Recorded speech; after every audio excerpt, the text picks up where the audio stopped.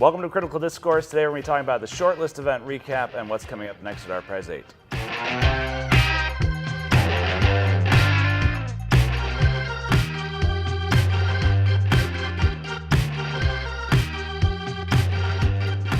All right, here we are in the Critical Discourse studio. We're not in the tiny closet. I know. This is amazing. All this room. The elbows. Yeah, the lights set up. This is our cush pointed.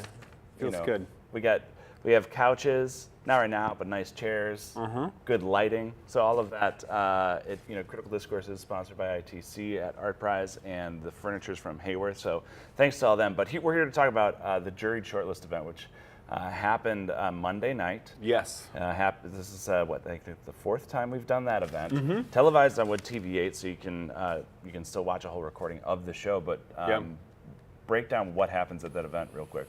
So we have 5 jurors in town on the first weekend of ArtPrize, and so those are one each for each of the 4 artwork categories: 2D, 3D, installation, and time-based, as well as a 5th juror who's looking at the venues and how they're curated. And then so at the juror shortlist event, they each reveal and discuss their shortlists of 5 finalists each.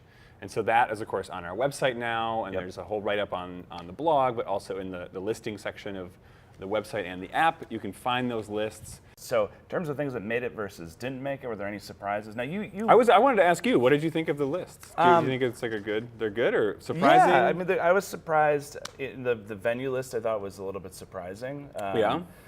It's always interesting. Grand Rapids Art Museum, I think, is a outstanding venue. I kind of wish that it had made that list. But Recompose, I think is, a surprise for me to be on there. Not because it's not a great venue, but it's a good show. Anytime you see, somebody taking over a space like that, the show is surprising. I'm thrilled that it made it on the list. It doesn't have to be big, it doesn't have to be a huge thing, and that's one that's worth checking out for sure. Yeah. Mark Stryker from the Juried Free Press, in his review of ArtPrize this year, actually had different interesting categories about venue size that maybe we might consider in the future. I saw that. That was cool. The shortlist this year confirmed this thing, and I love it. I think the jurors all did a really great job. But this thing that I thought about for a couple years, which is, I think one of the hardest things to predict in all of ArtPrize is the 2D jurors shortlist. Yeah. There's so much 2D work. Yep. It's like really good stuff gets spread out into like all sorts of nooks and crannies, and it's like just a difficult. I'm always pleasantly surprised. I mean, it's always like really great stuff that they pick out, but it's a good example of like get out there into the places that you might not think, and there's lots of interesting. Yeah, I mean, there's like 600 two-dimensional entries. 900. 900. Yeah. So it is, and there's a lot of really exceptional. Well done work in that category. Yeah. I loved Coherency, the carpet that's in the Ford. I got a kind of behind-the-scenes tour there yesterday, and so we came out of this back door, and it's kind of tucked away. The location of it is, I don't think, ideal for the piece, but it's stunning when you stumble across it. It's really cool. Really good. Exit Space, the mural, I was really happy to see that there. Oh, and Mark Dion's piece. I was glad that made it, because I didn't. When I came across that at SiteLab, it was startling for me. It was like Why is that? It was because it was so perfect, and a lot of the stuff that SiteLab does is about deconstruction and pulling things apart, and especially at Rumsey Street. And so in the midst of all of that happening everywhere, stumbling across this like perfect Christmas vitrine was almost, it's amazing. It's very not gritty. Yeah. Which just has a nice contrast to everything else. And to see their juried shortlist online, just go to artprize.org/leaderboard, and you'll be able to see not only the juried shortlist, but the Live 25. Yeah. What's the Live 25? The Live 25 is the current top 25 in each of the 4 categories. So it's 4 different lists of 25, and those are dynamic lists. So stuff is kind of dropping on and off of those as the vote fluctuates.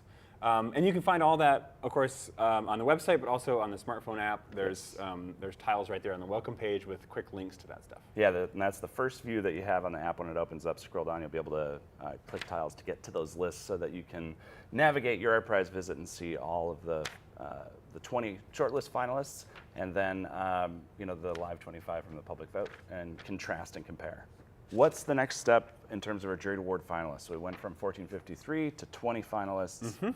How do we get to our winners and the grand prize winner? Well, over the next couple of days, the grand prize jury, it's a committee of 3 jurors, are going to be coming in and touring around, looking at those 20 works, giving each of them careful consideration, and they will make their decision about which one of those wins the $200,000 juried grand prize. What's your bet? I do not know. Yeah. And I wouldn't even say if I thought I knew. Right. I'm not Yeah, doing I don't that. think we could say that. But yeah, it's exciting to see that process. It can be hard to predict. It can be pretty hard to predict. I mean, even sometimes when I think I know, I'm surprised sometimes by what those jurors are like, really drawn to, and then other stuff they're kind of like, moving on. But we'd love to hear your thoughts. Write in the comments, what do you think is going to take home the $200,000 jury grand prize?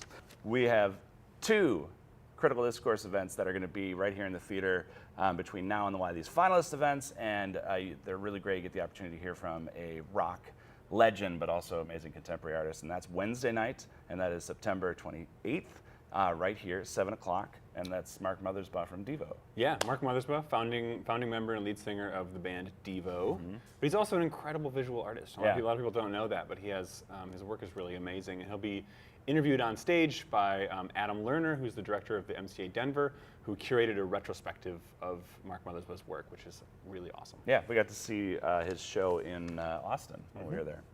So don't miss that Wednesday night. Then Thursday night, the grand prize jury, again, they're going to be right here talking about, are they going to be talking about what they're going to pick? Are they going to give? They're not going to talk about what they're going to pick. I mean, because the finalists are the finalists, and so that's what they're looking at. I don't know if they'll drop a clue or not. I hope not.